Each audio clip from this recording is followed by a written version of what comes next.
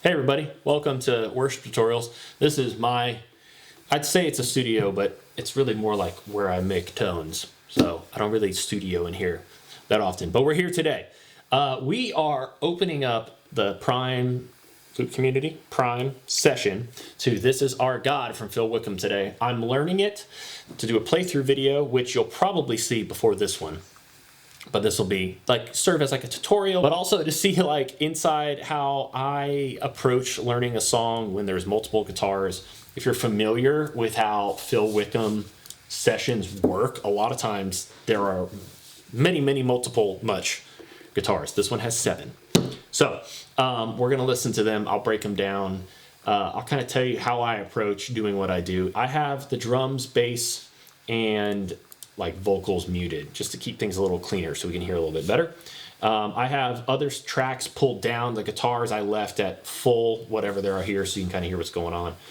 The song starts with this cool vocally thing. Band comes in and we got the intro riff.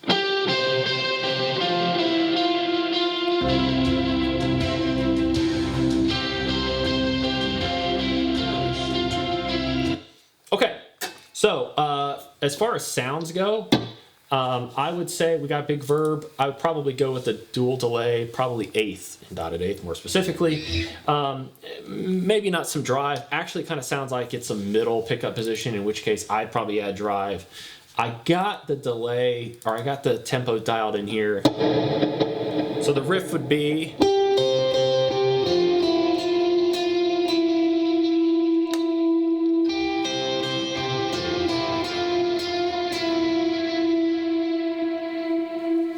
So that's an option.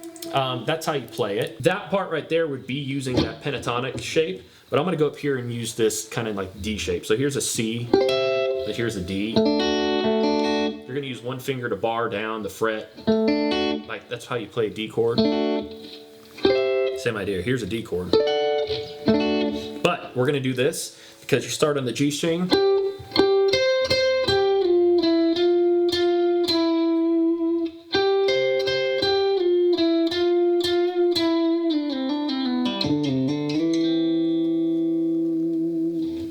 Little extra bit there for you. That happens. First verse, we hear some guitars that are some swelly guitars, which, you know, depending on your band, honestly, if it's like a big building you're playing, maybe the swells will help. But I like the sit out. I like the dynamics that come with that. But you can hear. We're going to the turn. So turn comes again with the riff again.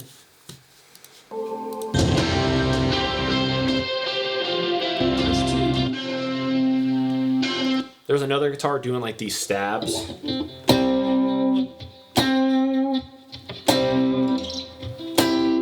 Yeah. You could do that. Then we go into verse 2. Same idea here. Swelly octave guitar.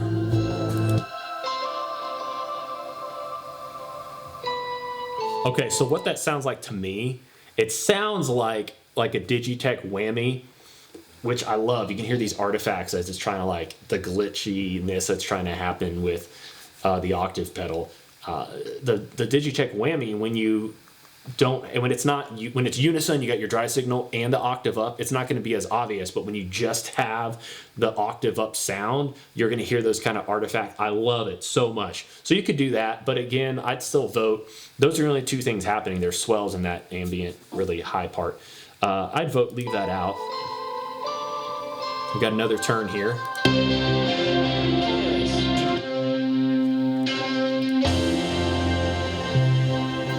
So we actually have something else going on here. Let's see. Guitar 1's doing something. 3, 4.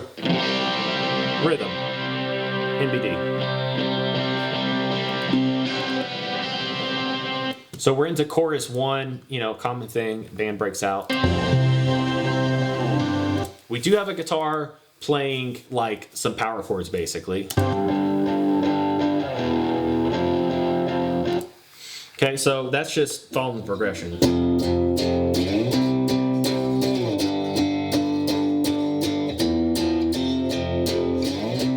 you could do that. You know, first song of the set, you want lots of energy. That may feel really good. Then second half of this chorus, we have some diamonds come into play.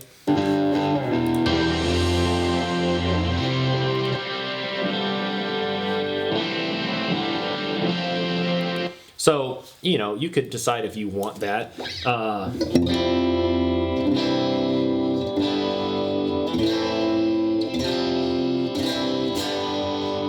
Lots of verb, it keeps it pushed back, it's not as focused and forward. That's an option. Honestly, so far, what I would do is the turn riffs, maybe some swells in the verses, and I would wait to do these diamonds, the back half of the first verse here. Then we go into the turn again. So we got our riff.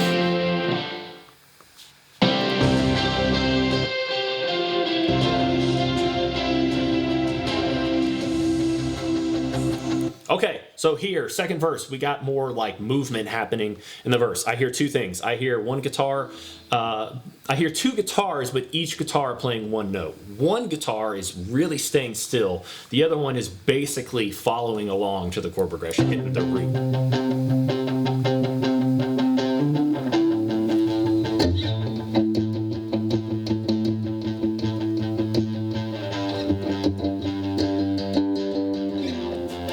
So one guitar playing this. I've brought this up in other videos before. It's like this rhythmic single note thing. It feels really good. Keeps things moving, but gives you something to do, which is not always important. You know, sitting out's important too. But if you need something, but chords are too much, you don't really need a part. This isn't really like a part. It's like you're playing a note.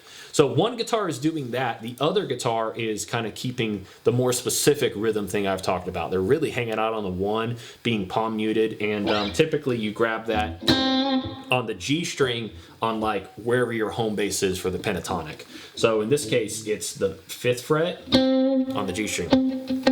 So we hear this like rhythmic thing.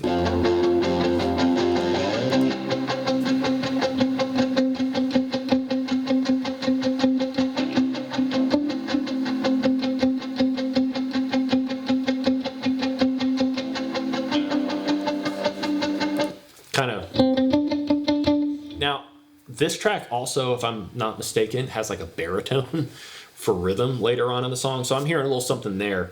But verb. And then we're going to go into the chorus.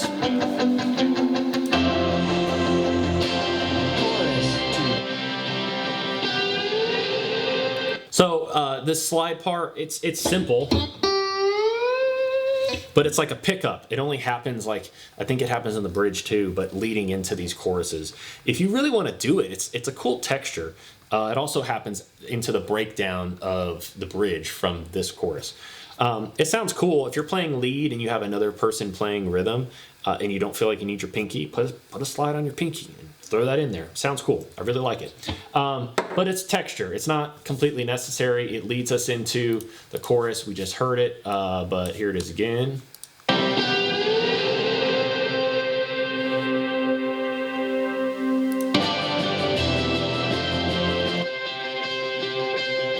Now that part is what I would focus on here in this chorus. I would label this as like a picky part. It's what I would put it on at least on my PVC. So we're gonna go back to that D shape, kind of reminiscent. Well, the spot where we did this for the turn in the intro.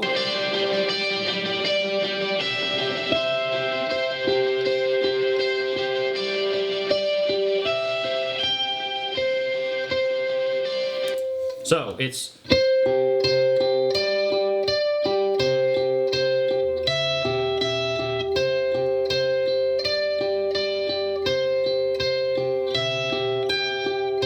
something like that. Let's listen. What is that other guitar doing in case you wanted to do it?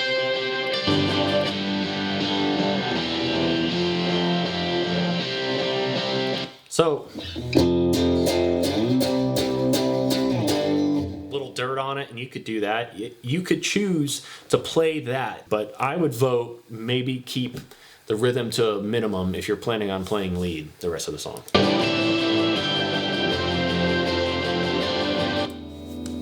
So here's that lead part I was talking about. I think it's on this one. break down into the bridge. So far we have this real big swell.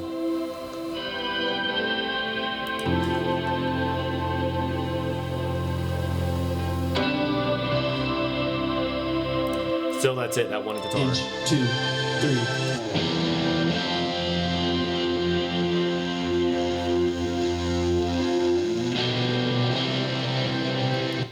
So, electric guitar 2 now has 2 guitars. It's got one doing like the power chords we've been talking about. And then there's like another guitar that's like panned left, at least in my setup, and panned right some more just.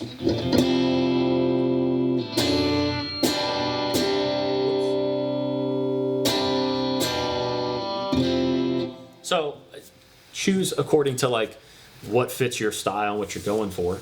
But there's also this cool lead part building up. It's kind of like a not chromatic, but it like steps up. It's cool. It skips up lines and notes.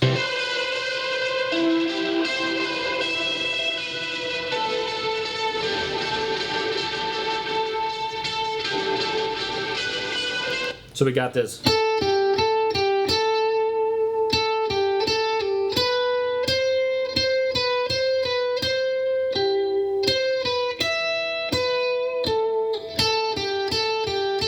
So you could do that. I like that. Again, I always want to choose, like, I like playing riffs more in this part of the neck. When you get up here, the timbre changes because the strings are a little tighter, right? So the middle is where they're going to be a little slinkier. I also try to stay off of the E and B string unless there's certain times it's absolutely necessary. But because I can, I'm going to... So your C major scale. So it's a G and an A, but you start on the A. On the B string, to the B, there's something else. That part I'd want to nail. So 12th fret on the E, on the B, and then we're gonna go to the 14th fret on the G, which is where you're starting your riff. So you could do this.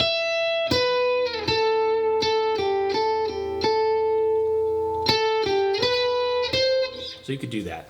But we're building. So you're going to want to kind of dig in a little bit or switch to chords. Maybe play this riff first and then switch to chords, but then we're going full on for the rest of the song. So choose carefully, you know, your band situation, as I've been saying.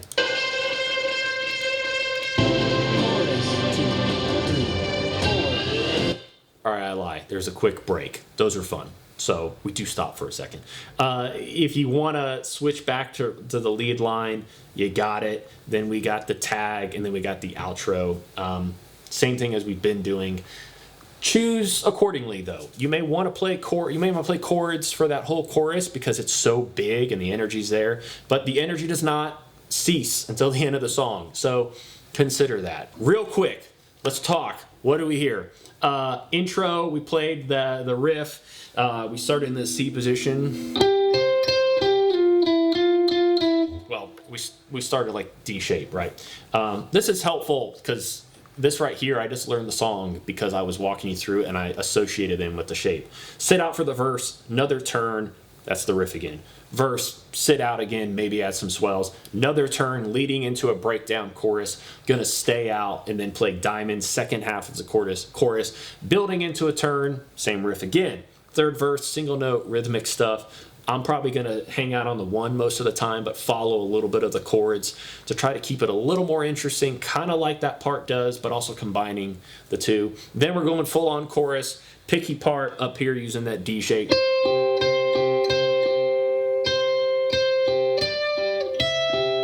You know, we got that leading into a bridge, we break down, then we start building, do this kind of like making sure to nail this riff, which the keys and the synth or something is doing. Yep, and then we're building into the bridge.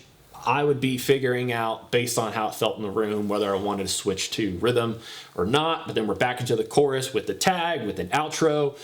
Bada bing! That wasn't bad. I hope that was helpful. It was quick. We're learning a song, it probably about the same amount of time as a tutorial. So, to me, this is quick to learn a song, but I hope at least, especially if you're listening to this stuff, maybe you have access to this, or maybe you have like rehearsal mix or something that enables you to hear these parts. Hopefully it helps when you're like, what do I play when there's all these guitar parts? We did a video, what to play when there's no guitar parts. And then like, this is the opposite. What to play when there's a lot of guitar parts. So hopefully that's helpful. Gear real quick. I missed this. I didn't even touch this. I was playing my Black Falcon with Lambertrons into the Axe effects. You were hearing basically like our bass patch for when we play and do guitar parts and we do song patches, but it was just, I didn't really use many effects right now, but that's what it'll be. There'll be a playthrough, which most likely came before this, so there's patches available for Helix and then Fractal products. But hey, thanks for checking this out. I did another one of these a while back, like about a year ago, when Elevation released their record for It Might Get Loud. I was learning it, I think it was It Might Get Loud. I was learning it for a playthrough, and I just learned it while I listened to it, shot a video for it, and had a lot of great content, I thought. But by the time I got around to editing it, I kind of felt that moment had passed. If that would interest you, though, because regardless, I thought there's a lot of good principles in there. So regardless of whether you're learning the song or not, if that would interest you, let us know. We still have it. I just haven't edited it, and it obviously hasn't been uploaded. But let us know. Do more of these. Thanks to Loop Community, Prime, Matt McCoy specifically helping us get this session so we can do this. Check out the Prime app if you haven't. The app itself is free, pretty easy to use, but more content on that coming. We have some cool ideas. But thanks for joining. Thanks for watching. Make sure you subscribe and ring the bell if you haven't. We'll see you next time.